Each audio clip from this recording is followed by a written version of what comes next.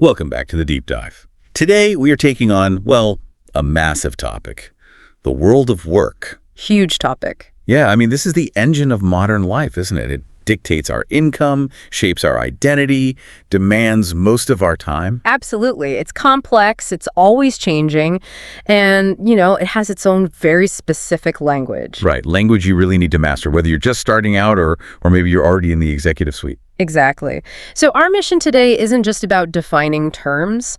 It's more about giving you a kind of high-value shortcut through this whole professional landscape. Okay. We're taking a multi-level journey, starting with the basic survival skills, getting that first job, and climbing all the way up to the high-level philosophy behind modern careers. Think of it as the strategic playbook. I like that. A strategic playbook. Yeah. So we've broken this deep dive into 3 stages, right? To guide everyone through the source material we looked at. Yep, 3 levels. First up is level A2, the strategic survival guide. This is really about getting through the modern job search hurdles, securing that first contract, the essentials. Then we climb to level B1, the confident team member. Here we move past just doing what you're told into strategic communication, daily meetings, collaboration, that sort of thing. And finally, we hit the level C1 summit. This is where we become the articulate analyst. My favorite level. Mine too.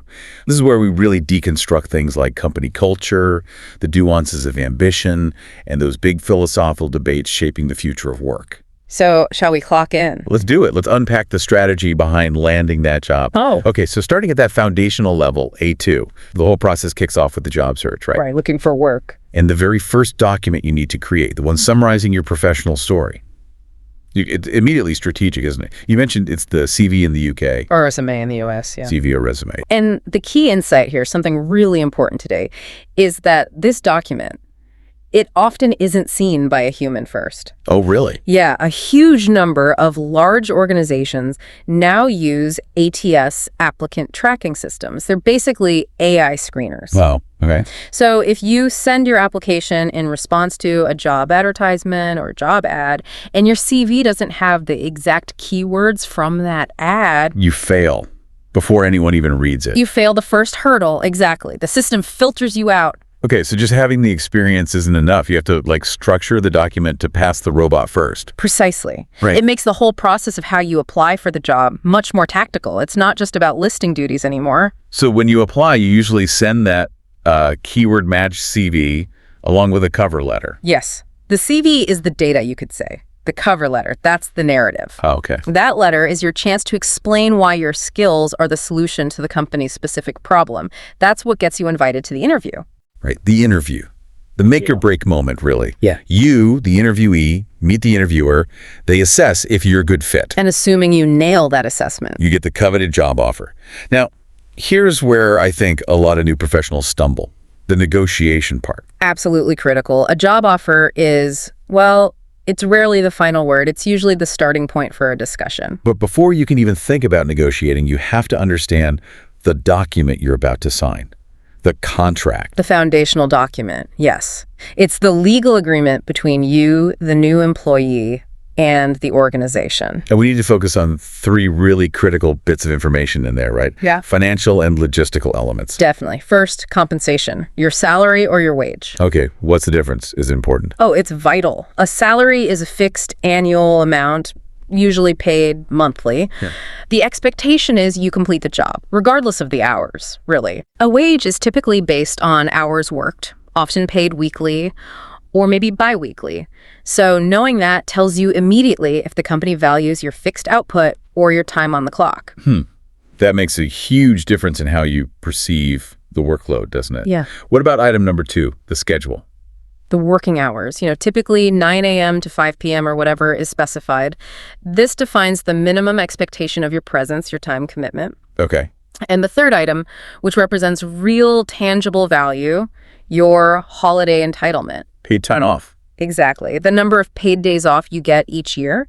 And this is a figure that's often open to negotiation during the offer stage. Ah, interesting. So even if the salary isn't quite what you hoped. You might be able to negotiate a few extra days of holiday. It's definitely part of the overall compensation package. Don't forget that. That's a great strategic point. Okay, so contract signed, you meet the team, your colleagues or coworkers. Yep, the other employees, and the person directing your work, your boss or manager. And then you start getting your initial assignments, your tasks. And just like that, we've navigated the A2 survival process, from getting past the ATS to understanding the contract's bottom line. But that's just getting your foot in the door, isn't it? Exactly. Now we need to move beyond just surviving into daily strategic competence. Precisely. Time for level B1, the confident team member.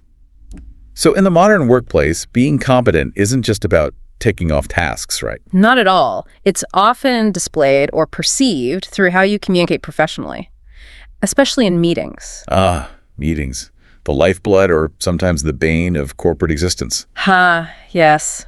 They're kind of the central nervous system, aren't they? They exist to discuss topics, solve problems, make decisions.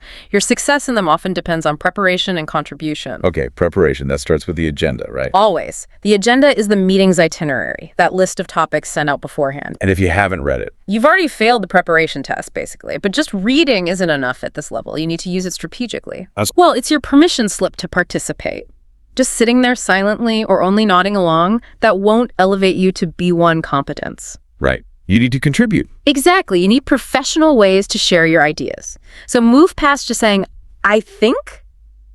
Use stronger frames, like, in my opinion. Okay. Or, if you need to disagree politely, try something like, I see your point, but I have a different perspective. It shows you're engaged and thinking critically. That small shift in language really changes your presence, doesn't it? From passive observer to active contributor. Absolutely. It's key for visibility. Okay, so the meeting happens, contributions are made. What about afterwards? What captures the decisions? That's where the minutes come in. The minutes are the official written record of what was discussed and, crucially, who is responsible for which actions. The action items. Yes. And if you were verbally assigned something, but it's not documented in the minutes, that creates risk, both for you and the project. The minutes are an organizational tool, but also a kind of protective record. Got it. So if the minutes define responsibilities, we need better ways to talk about our own duties. How does the B1 professional explain what they do? Good question. You want to move beyond just listing tasks. Frame your duties in terms of ownership and function, like saying, I'm responsible for the quarterly budget forecasting, or my main role is to manage client relationships. See the difference. Yeah, it sounds like you own a function, not just execute a checklist. Exactly. And often those functions are part of a larger defined piece of work, a project. Okay, a project. Which requires a project team.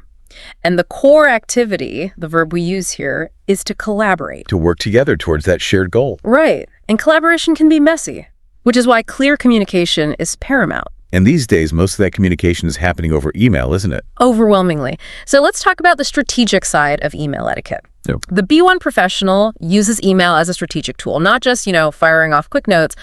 Always aim for clarity. Use a polite greeting, right, and state your purpose immediately. Use a professional phrase like, I am writing to you regarding whatever the topic is, like the Q3 sales report. Get straight to the point. Yes, politely, and close professionally too. Best regards, or kind regards, this isn't just fluff. It speeds up comprehension and builds respect. It signals professionalism. That efficiency links directly to the last piece of B1 competence, doesn't it? Managing time and expectation. Everything seems to have a deadline. Everything. The date work must be completed by, if you finish on time, great, you've met the deadline. And what if you can't? The B1 strategic thinker knows that sometimes missing a deadline is unavoidable. The professional move isn't to hide or apologize on the day it's due. No. It's to proactively ask to extend the deadline well in advance, explain why clearly, and propose a realistic revised timeline. It's about managing expectations, not just the clock. That makes sense. Managing expectations proactively. Okay, that covers the daily tactical skills really well. We've moved from A2 survival to B1 competency, mastering meetings, emails, deadlines. But now we get to the really interesting part. Yes. We're leaving the daily grind behind and ascending to the C1 level, analyzing career philosophy. Right. Time to zoom out. Look at the big picture. And the first thing we need to do at this level is distinguish clearly between a job and a career. So job versus career. How do you define the difference? Well, simply put, a job is often short-term. It's functional, primarily for earning money. A career, on the other hand, is a long-term professional journey. It usually includes multiple roles, and it has a direction, a trajectory, or a career path. And when we look at that trajectory today, It feels like the whole landscape has shifted, right? I keep hearing that the old idea, the job for life at one company, that it's basically obsolete. Is that really true? It's certainly becoming much less common, yeah. What's fascinating and what our source material highlights is the rise of the portfolio career. Portfolio career, what's that? It's where professionals don't rely on just one single employer. They might combine freelance work, maybe run personal entrepreneurial projects, perhaps do some part-time consulting. So diversifying. Exactly. Building diverse revenue streams, but also gaining more autonomy and control over their work. That sounds like it requires a huge amount of ambition, though. That drive to succeed and forge your own path. It does. But ambition is a nuanced word, isn't it? Yeah. You can be praised for being ambitious or criticized for being overly ambitious. Right. The difference often lies in the context of the execution. Ambition itself, that positive self-drive, that's usually seen as good. But overly ambitious often implies a certain ruthlessness, maybe prioritizing your own gain above the team's well-being. That can cause friction, and that individual drive always plays out within the context of the company culture. Okay, company culture, that's like the organization's personality, right? The unwritten rules, shared values, expected behaviors. Precisely. Is it super hierarchical and formal, or is it more relaxed, like a startup, maybe flat structure? And finding a culture that's a good fit for you is crucial. Absolutely essential for long-term job satisfaction and probably performance too. If you thrive on competition, a super collaborative, flat structure might just frustrate you. Or vice versa. If you value flexibility, a rigid, bureaucratic place. I will probably make you want to run screaming. Yeah. The C1 analyst knows to really probe the culture during the interview process, ask targeted questions. This whole idea of fit and culture brings us right into the big debate defining the modern workplace, doesn't it? The struggle for work-life balance. Oh, absolutely. This is the ideal, isn't it? Healthy separation. Setting boundaries so that when you're done for the day, you can actually switch off from work. Mentally check out. Recognizing that life outside the office matters just as much. Exactly. That it has inherent value separate from your work output. But then there's this powerful counter-philosophy, especially strong in tech and startups, hustle culture. Hustle culture, yes. It glorifies extreme hard work, long hours, constant productivity. It doesn't really advocate for separation. No, it pushes work-life integration, right? Precisely.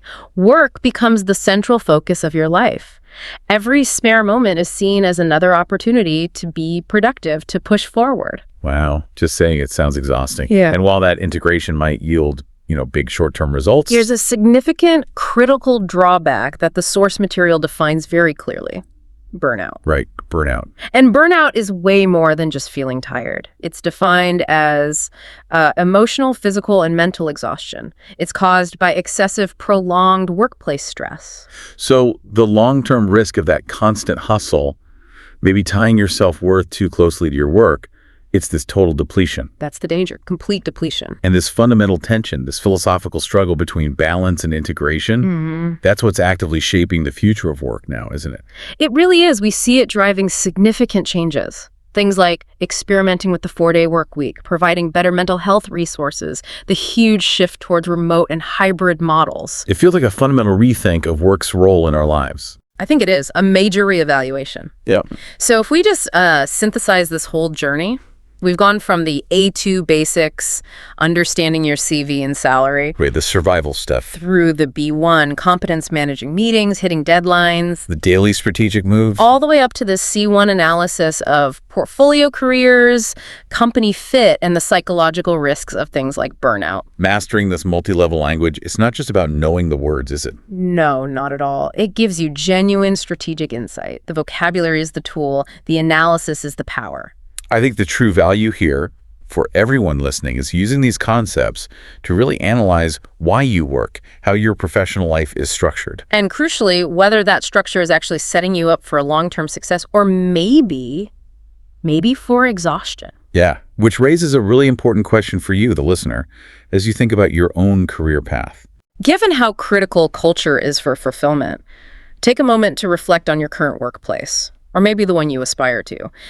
Does it genuinely prioritize work-life balance? Does it encourage you to switch off, respect personal time? Or does it lean more towards that hustle culture, valuing that constant integration above almost everything else? Because that philosophical difference, it will fundamentally shape your long-term professional fulfillment, your satisfaction, your well-being. it's a crucial reflection point to end on. Thank you so much for joining us for this deep dive into the world of work. Yes, thank you. Until next time, keep analyzing and keep learning. Welcome back to the deep dive. For too long, I think we've treated work as this purely technical thing. The contracts, the application, hitting the deadline. We've kind of perfected this idea of the efficient employee machine. Right. But if you actually strip away all the spreadsheets and the processes, what's left is, well, it's profoundly human, isn't it?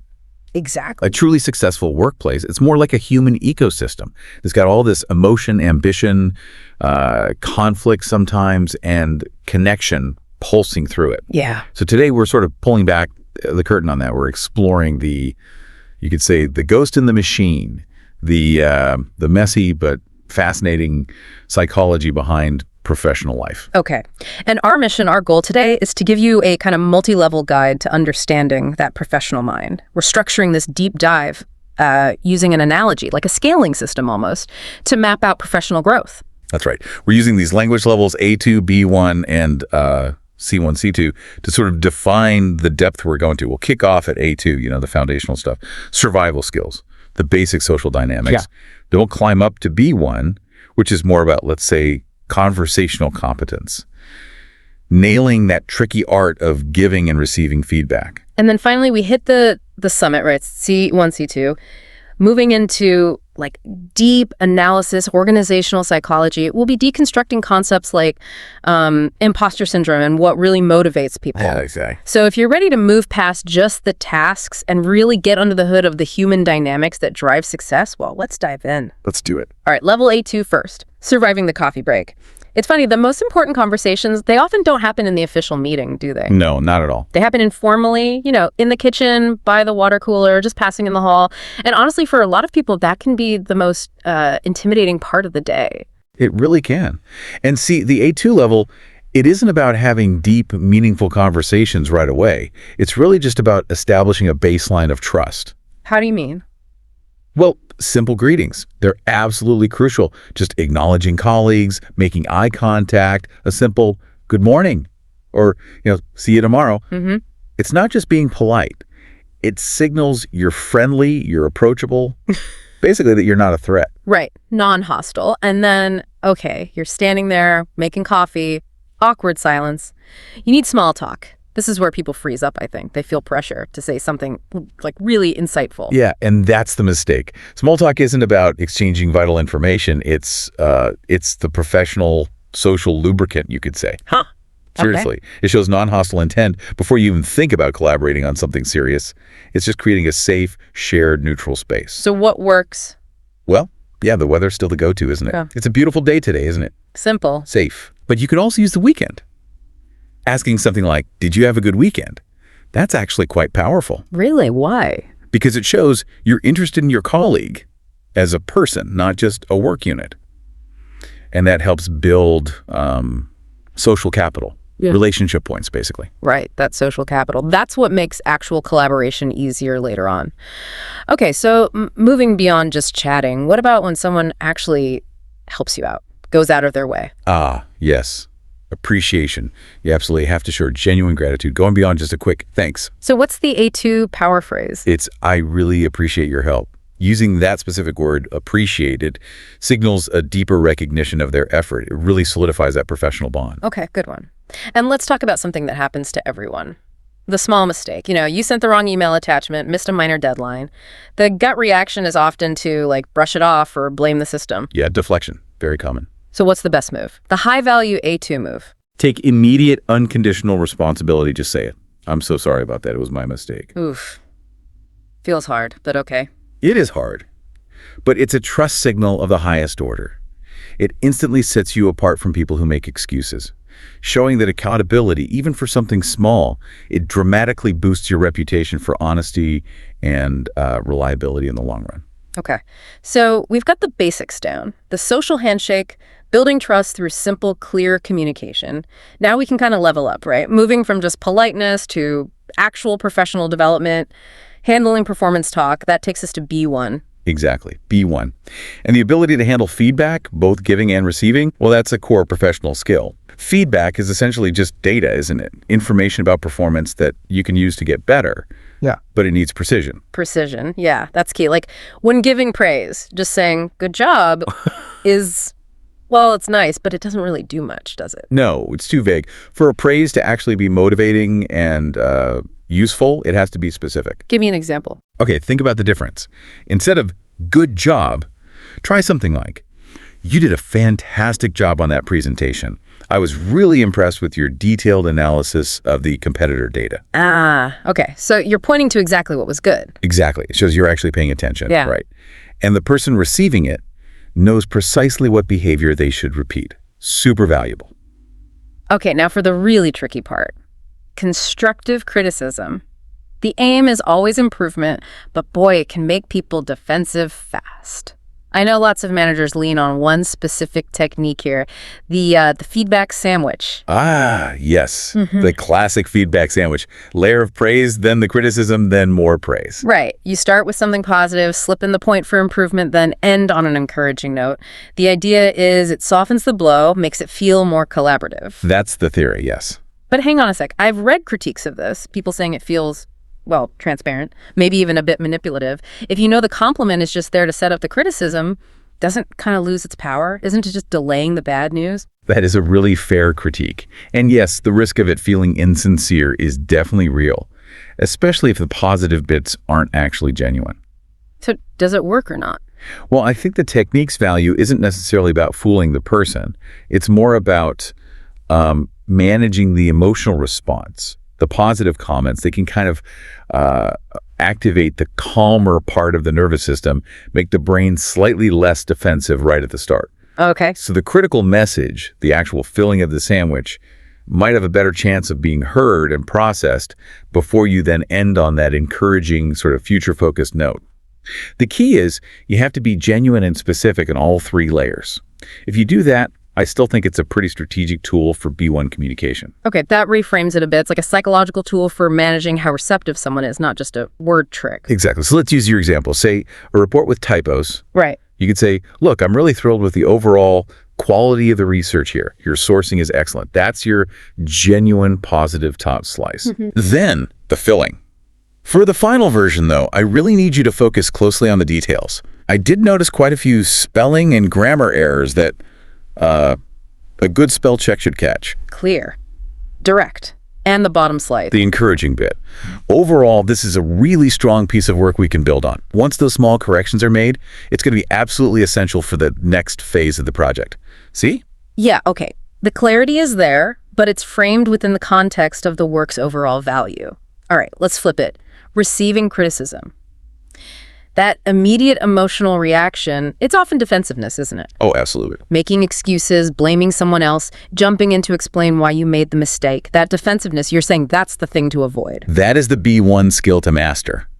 Managing that defensive reaction. But that instinct to protect yourself, it's so strong. So what are the professional steps to move past it? You said 3. 3 key steps. First, just listen.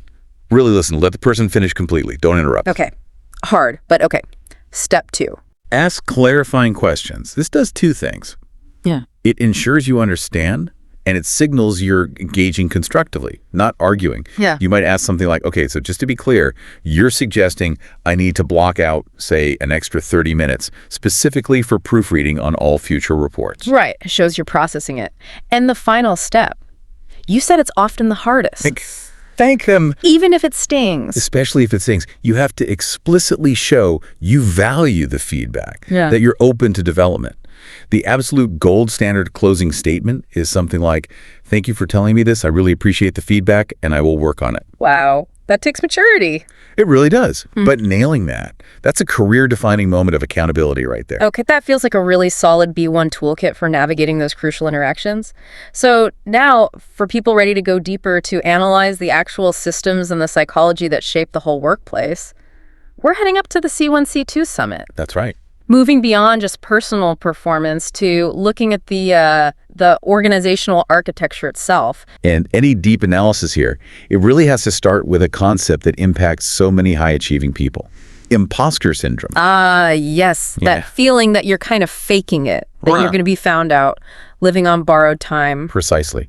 Imposter syndrome It's this profound psychological pattern. Someone doubts their own skills, their accomplishments. They feel like they haven't earned their success, like they're a fraud. Yeah.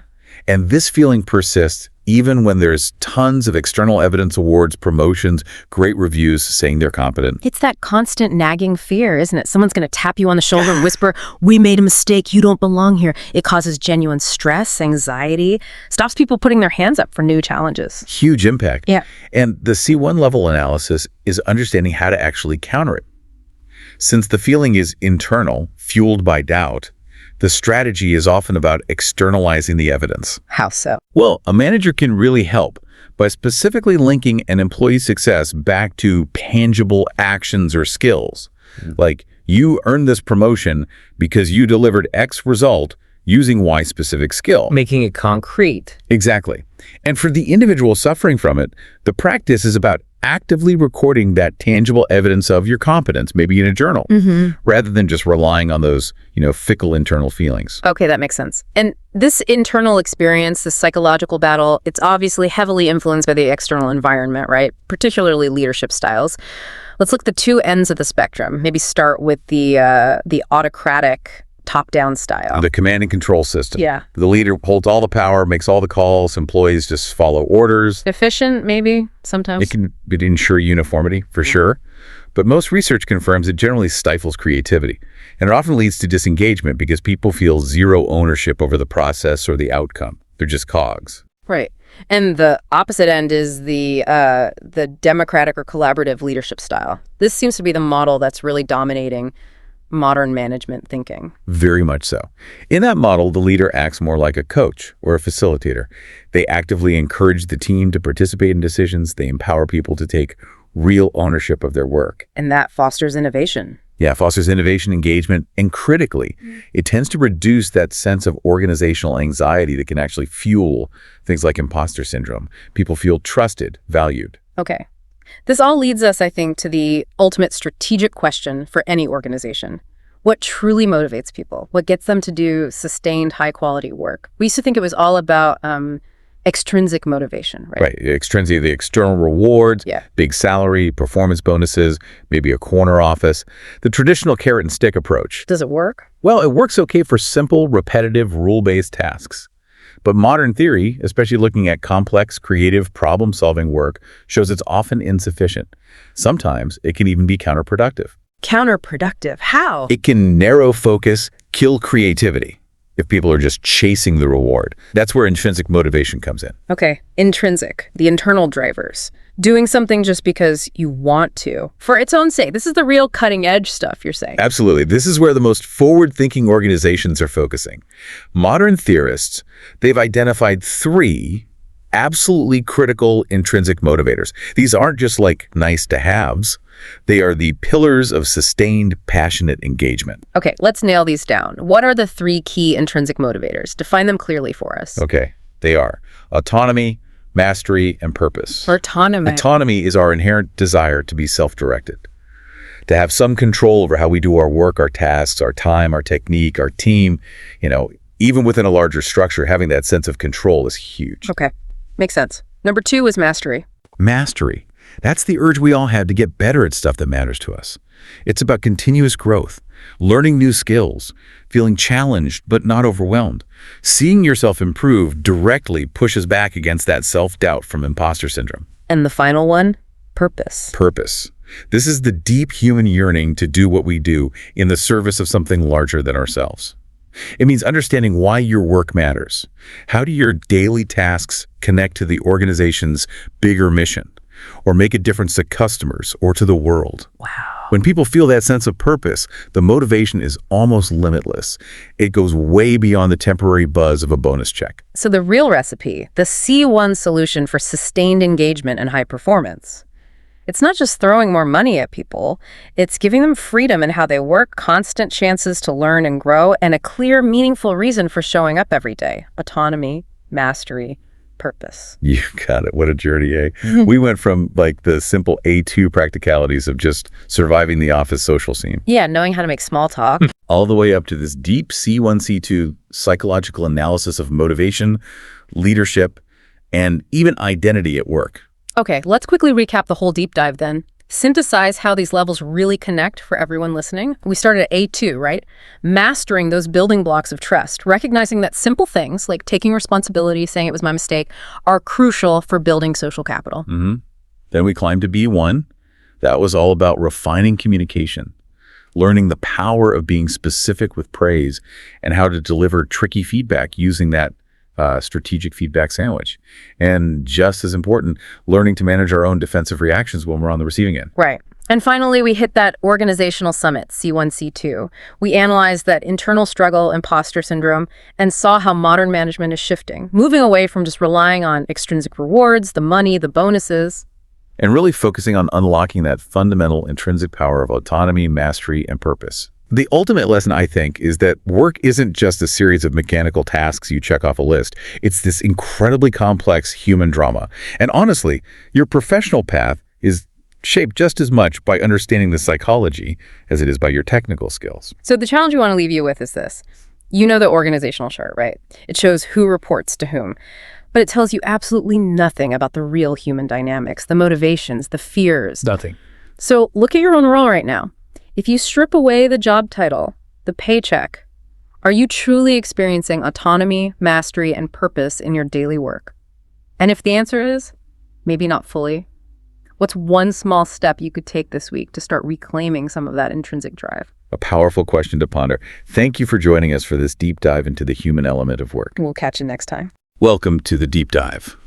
Today, we are really digging into something critical. We're trying to synthesize the intense pressures we all feel in professional life right now. Wow. With these huge structural shifts that are, frankly, already changing everything for tomorrow. Yeah, this is absolutely a deep dive. We're looking at the whole future of human endeavor, really. We want to skip the surface stuff and get right to the core. The aim here for you listening is to get a kind of shortcut, a clearer picture of the main conflicts shaping how we work, why we work, where we work, all the way down to, the big philosophical questions about legacy. And I think we have to start right at the coalface, don't we? With the immediate, sometimes painful reality for so many employees today.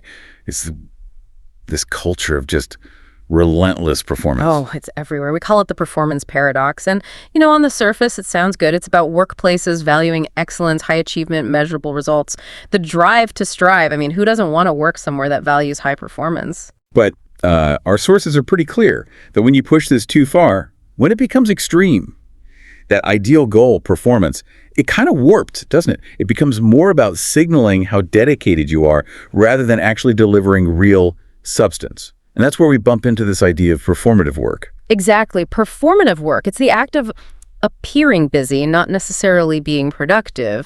Think about those classic workplace things we all recognize, right? The email sent at 11:30 p.m., not because it needed sending then, but specifically to broadcast, hey, look how committed I am. Or the person who always stays just that bit later than the boss, even if just browsing the internet. Yeah, performing the role of the ideal worker. And this is often driven, especially remotely, by what some call productivity paranoia. Managers get anxious because they can't see the activity, so they start demanding these, superficial signals of effort instead. And the constant pressure of keeping that up, of living this kind of inauthentic ideal, it has a really devastating psychological fallout. Widespread burnout. And what's really key here is that burnout isn't just, feeling stressed or tired. The World Health Organization actually defines it as an occupational phenomenon. It has 3 specific clinical dimensions. Okay, let's unpack those. Yeah. Because understanding them is, it's crucial if we're going to diagnose the problem properly. It's definitely not just needing a longer holiday, is it? Not even close. The first dimension is probably the most familiar, feelings of energy depletion or just sheer exhaustion. You're drained. But the second one, that's where the cynicism creeps in. It's increased mental distance, negativism, or cynicism towards your job. You lose the connection, the belief in what you're doing. And the third dimension feels like it hits hardest at your sense of self, your professional identity. I think so too. The third is this profound sense of ineffectiveness and lack of accomplishment. So you put those together, exhaustion, cynicism, and feeling like despite all the performing, all the effort, you're fundamentally failing. That's clinical burnout. It's a real crisis of meaning and capacity. Wow. So it's like your effort feels completely disconnected from any real results. And reacting against this pressure cooker performative culture, there's a really strong counter movement pushing back, demanding authenticity. People are increasingly saying, no, I don't want to have a separate work self and home self. Yeah, it's a direct rebellion. People want to bring their whole actual selves to work, flaws and all. And the organizational cure, the antidote to this burnout-inducing pressure, it's moving towards psychological safety, which is basically the shared belief in a team that you won't get punished or humiliated for making a mistake or asking a tough question or even just showing some vulnerability. That tension feels fundamental. It seems like the future success of companies might really hinge on whether they can shift away from that paranoia and performance culture and towards genuine safety and trust. Okay, so if performance pressure is kind of the defining symptom of right now, what about the actual structure of work? Let's zoom out a bit. Let's look at how the whole employment game is changing with this idea of the liquid career. We're talking about the gig economy here, right? Which, for a massive and growing number of people globally, isn't some quirky side hustle anymore. It's the main reality. This landscape of short-term contracts, freelance gigs, everything from delivery drivers to, high-end software developers, it's fundamentally changing the rules. It absolutely is. It just shatters that old unspoken social contract, doesn't it? That expectation of stability, loyalty to one company, the predictable career ladder leading to a pension. The new game is professional fluidity. And the most valuable skill you can have isn't loyalty, it's adaptability. You have to be able to pivot. And this is where it gets really complex, that tension between, say, autonomy and precarity. On one hand, proponents are shouting about the amazing autonomy and flexibility. Be your own boss, escape the 9-to-5 grind.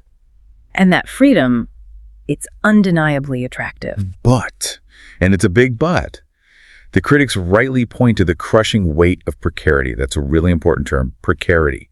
It describes this persistent, almost structural insecurity. It's not just risk, it's baked into this new system. You get flexibility, sure, but often with no guaranteed income, no sick pay, no company safety net. The ground can shift under your feet really quickly. Yeah, it pushes all the risk onto the individual worker. Like, I know a graphic designer juggling maybe 5 different short contracts. She loves controlling her schedule, but if just one client suddenly pulls out, boom, maybe 20% of her income just vanishes instantly, and she has zero backup, no benefits buffer. That's precarity right there. And the mental load is huge. The gig worker isn't just the worker anymore. They have to be the CEO, the marketing team, the accounts department, HR, all for their own little enterprise.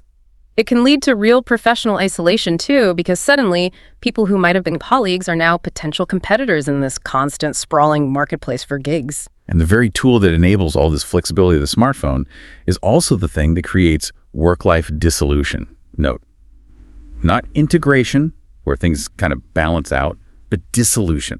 The boundary just evaporates. You're potentially always on, always looking for the next gig, responding to notifications, managing your cash flow. So yeah, adaptability is the key skill, but it often comes at the steep price of constant insecurity. That's the new liquid reality. And now this already precarious structure is colliding head-on with arguably the biggest structural force of our era, the thinking machine. Ah, yes, automation and AI. We probably need to be clear about the difference here because they affect different kinds of work, right? Automation is mostly about machines doing repetitive physical tasks, think robots on an assembly line. But artificial intelligence, AI, that simulates human intelligence. It's coming for knowledge work. Feels like law, accounting, coding, even writing. And the immediate fear, the one that grabs headlines, is the dystopian scenario. Mass technological unemployment.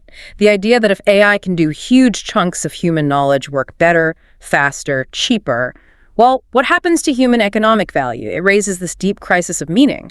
If my work isn't needed, what's my purpose? It's a genuinely terrifying thought. But then there's the counter-argument, the optimistic view, often called the Luddite fallacy, the historical argument that, yeah, technology destroys old jobs, the original Luddite smashing looms, right?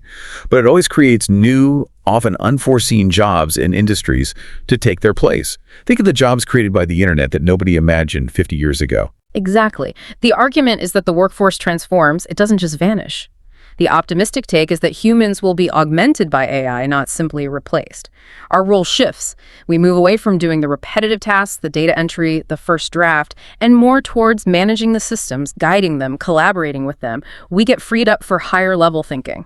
Okay, so if that's the case, it begs the question, What are the uniquely human skills, the ones that are really hard, maybe impossible to automate? If we want to thrive in that augmented future, we need to know what they are and double down on them. Well, the experts consistently point to things that involve nonlinear thinking and deep social understanding.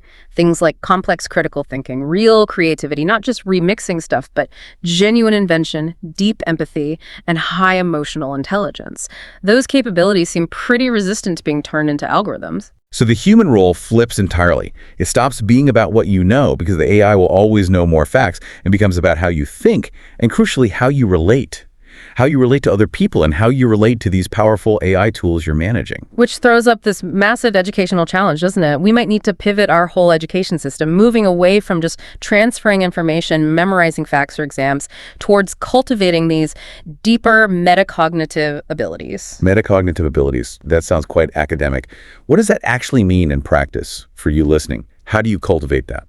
It's basically learning how to learn. It's the ability to think about your own thinking process, to reflect on it, to adapt quickly when things change, to spot your own biases, to switch strategies when you hit a wall with a new problem. We need to teach people not just what the answer is, but how to approach finding answers to problems we haven't even seen yet.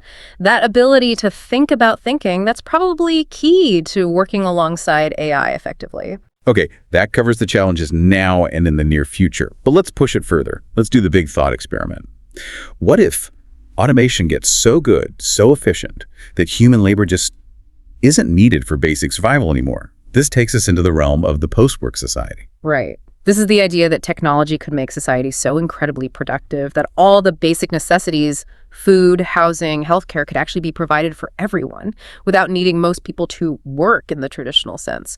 Human labor gets sort of decoupled from basic survival. And the main policy idea floating around to enable this is universal basic income, UBI, an unconditional safety net, basically, a regular guaranteed payment to every citizen, whether they're employed or not. And this is where you hit a really profound philosophical split. Both sides have strong points. The critique is powerful. It warns that UBI could lead to hedonistic apathy. The argument goes that struggle, striving, overcoming challenges, that's essential for human dignity and purpose. Take away economic necessity, and maybe people just lose ambition, lose meaning. Yeah, the fear that universal leisure just breeds universal laziness. It's a deep worry. But the proponents see it completely differently. They argue that taking away that constant economic pressure wouldn't lead to apathy, but would actually unleash an efflorescence of human creativity. It's a lovely phrase, isn't it? A blossoming. Yeah, the idea is it would free people up to pursue intrinsic motivations, things they do not for money, but because they're inherently rewarding. So work wouldn't vanish entirely. It would just transform into something closer to play, activity done for its own sake. Think art, scientific research, community building, philosophical inquiry, things driven by curiosity and passion, not just the need to pay the bills. It really forces us to ask, is our sense of purpose fundamentally tied to economic necessity? Or could it actually flourish even more once that necessity is lifted? Big question. It's a stunning frontier to think about. But okay, let's pull all these threads back to right now. We've talked performance pressure, the gig economy's precarity, AI's transformation. How do we today forge a kind of personal philosophy for our professional lives that can navigate all this volatility? And this brings us to the final piece. Legacy. Right. And legacy, it's not about your job title on LinkedIn. It's not your salary slip. It's not even just the projects you complete. It's the lasting positive impact your work, your contribution has on other people and maybe on the world around you. It's fundamentally an other-centered perspective, moving beyond just what you gain personally. Okay, so if you listening want to start building that legacy now, what are the practical steps? Well, the first seems to be defining a personal mission statement. This acts like your compass. It helps connect the everyday grind, the small tasks, to a bigger why. It could be something like, to be a leader who empowers my team, or to make complex ideas clear and useful for others. And once you have that clarity, that why, you can adopt what's sometimes called a craftsman mindset. You're not just clocking in for the paycheck, although let's be real, that's essential. You're also dedicated to the inherent quality of the work itself. You strive for excellence, for continuous improvement, because the work itself matters to you. You treat each task as a reflection of your standards. Yeah, maybe here's the crucial link back to burnout and authenticity. Legacy isn't usually built in one grand, heroic gesture. It's built in the small, consistent, daily choices. how you respond to feedback, how you take the time to mentor someone junior, how you communicate honestly even when it's tough, how you show a bit of kindness when everyone's under pressure. These little micro acts of integrity and contribution, they add up, they accumulate into the impact you have. Absolutely. A truly meaningful career isn't some destination you finally reach after years of climbing. It's the legacy you are actively constructing, day by day, choice by choice. And that feels like the synthesis of everything we've discussed, turning all that external pressure and internal searching into genuine, outward contribution. Wow, what a journey we've been on. From the pressure to perform through the demand for authenticity, then the double-edged sword of the gig economy, that flexibility versus precarity. And finally, the huge challenge of AI. Moving from fearing obsolescence to needing augmentation and focusing on human skills. Yeah, the path forward really requires us all to question some deeply ingrained assumptions about work, about value, about what success even means. It's about redefining it beyond just the material or the performative. So we want to leave you with one final, perhaps provocative thought to mull over this week as you navigate your own work life. If all economic necessity was suddenly removed from your life, completely gone, what activity, what project, what pursuit would you throw yourself into with the most passion and dedication? Because maybe, just maybe, that deep intrinsic pull, that's where your truest legacy really lies. Thank you for joining us on this deep dive. Goodbye for now.